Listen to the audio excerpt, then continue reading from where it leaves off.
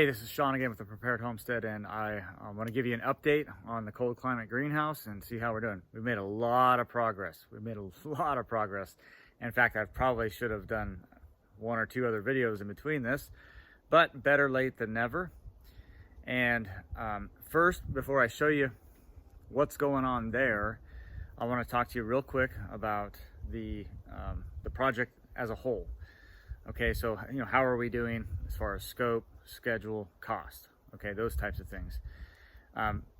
Cost, we're basically where we thought we're gonna be as far as cost. It's costing about as much. That hasn't changed much at all. We'll see at the very end, and when I do a final tally, but I think we're on track as far as cost. As far as scope, hasn't changed much at all. Basically, we're committed to where we are, and I'm very happy with the scope of this project and where we are. And schedule, I mentioned this last time, I believe, that we are behind in schedule, and that hasn't changed. We are still behind.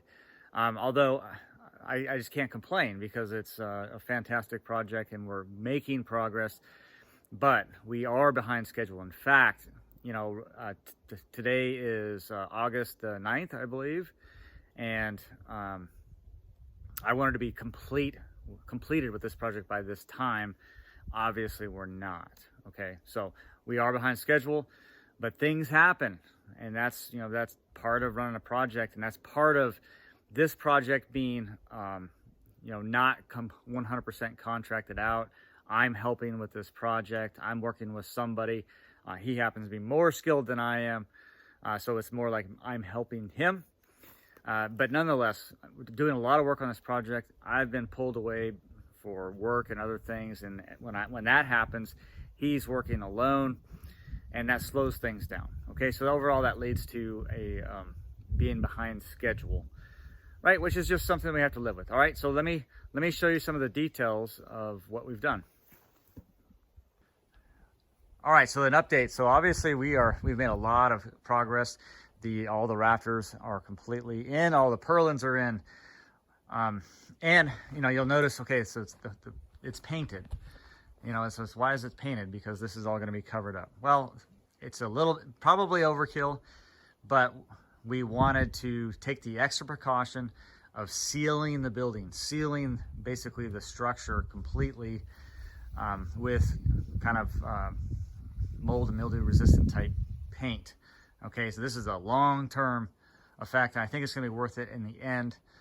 And so that's what we did, and that's why you see it painted the way it is. And so let me show you a couple things that we have done. Obviously, like I said, we have completed the total framing of the whole thing, and right now we're in the process of doing the electrical. So we're running all the wire. You can see we're running wires everywhere, and I'll show you just a couple things that are going to happen.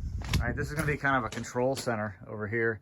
That's going to have, the timers, the thermostatically controlled fans and louvers and that kind of thing. And so, for example, this is where louvers are going to go, and they're going to be automated based on temperature. And so these will open up based on temperature. Okay, and 3 degrees later, so let's say, for example, it opens up at 80 degrees. Okay, 3 degrees later, there's an exhaust fan that's going to be right there. That exhaust fan will kick on. So these will be connected, okay, all wired into a control panel that'll be set up here. You can see we have electrical laid out all the way around, okay, all the way around on 4 different circuits. We've put in this sub panel right here, and it's all going to be done. It's all being done to code and all that, even though that's not required where we are, but that's what we're doing.